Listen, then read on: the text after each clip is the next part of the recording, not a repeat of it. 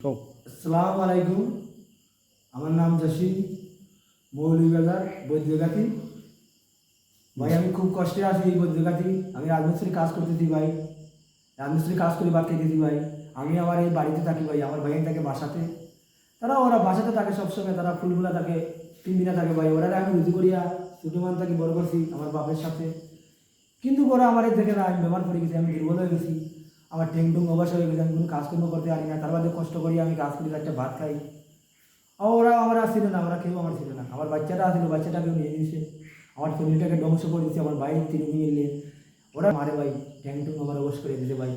আমি বাংলা সরকারের কাছে দাবি করছি যে আমার অংশগুলো দিয়ে যাওয়ার জন্য। আমি খুব কষ্ট করেছি, আমি রাজমিস্ত্রি কাম করে যাচ্ছি বা আমি ওর সাথে জোগাড়ি করতেছি, আমি মিস্ত্রির সাথে সবসময় মিস্ত্রির সাথে জোগাড়ি করে আমি কাজ করি। 500 টাকা আমি কামাই করি, আমি 4টা ভাত খাওয়ার জন্য কামাই করি। এরপরে ভাত খাওয়ার জন্য গিয়ে কামাই করি, 4টা ভাত আমি তার খাই। আমি অবস্থা আমার কি, শরীরটা নষ্ট হয়ে গেছে, আমি দুর্বল হই, আমি কাজকর্ম করতে পারি না। এরকম আমি কাজকর্ম করি, মিস্ত্রির লোকে একটা বাল্টি নিতে পারি না, তারা কষ্ট করি নেই, নিয়ে কাজ করি, ভাত খাই। কিন্তু অবস্থাটা সবসময় গাইছি ভাই। আগে দেখি ভাই বাড়ি কাছে সাইনবোর্ড লাগাইছে, বলে আমি একটা সাইনবোর্ড লাগাইছি যে এই বাড়ি বিক্রি হবে না।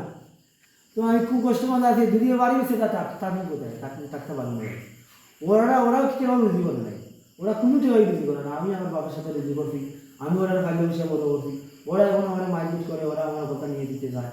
আমি সরকারের কাছে কইতেছি, সরকার আমার উচিত বিচারটা করে দিতেন, সরকারে যাতে আমার সুবিধাটা লাইন করে দিতেন, আমি টাকার ব্যবস্থা করে দিতেন। আমার বাইরে করছিল আমার অংশগুলা, আমার দাবিগুলা আমার আনিয়ে দেন। আমি জানি সুন্দরভাবে একটা বাস খাইতে পারি রুজি করিয়া। আমার বাড়িটা আমি দেখতে দিতাম চাই না, বাড়িটা আমার সঙ্গে ঘুরে নিতে চায়।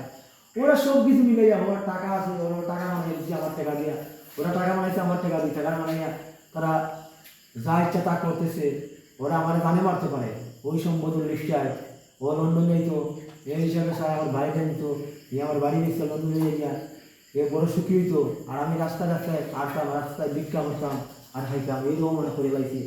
আমার একটা ছেলে আছে এই মৌলভীবাজার, এছাড়াও থাকে ওই এখানে থাকিয়া অন্য মাঝে খাম শিখে, আর ওরা যুক্তি দিছে দিয়া ওরেও নষ্ট করিয়া দিছে।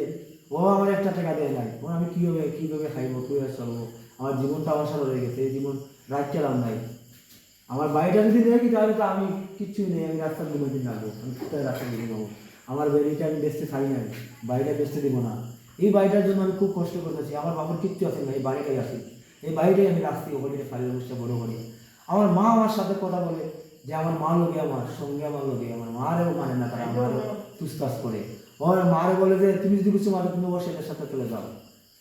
তাও আমি এ বাড়ি দিব না, আমি মরতে পারি, সেনাবাহিনী যদি আসে আমাকে বাড়ি নিতে, আমি দিব না। আমি ওর ট্যাঙ্কে পড়ে লাশ হয়ে যাবো, তাও আমি বাড়ি দিব না। আমি পুলিশের তাও পড়িয়া মরে যাইব, তার বাদেও বাড়ি দিব না। গ্রামের মানুষের যদি বলে বাড়ি দিতে, আমি দিব না, এই বাড়ি আমি দিব না। আমার মরণ হয়ে যাবে, আমি এই বাড়িকে বিক্রি করে দিব না, এই বাড়ির জন্য আমি মরে যাব, তাও আমি বাড়ি দিব না। আমার এই বিচারটা আমি চাই বাংলাদেশ সরকারের কাছে, যাতে আমার সুন্দর করে আমার বিচারটা করে দিতে পারেন, তাহলে আমার মনটা ভালো হয়ে যাবে। যাতে আমার সরকারে আমার একটা কর্ম দিয়ে দিচ্ছে, ওরাই মনে করবো যাতে আমার বাড়ি দিচ্ছে, আমি যাতে আমি বাড়ি চাকরি আছে, একটা ভাত কেটেছি, কর্ম করি।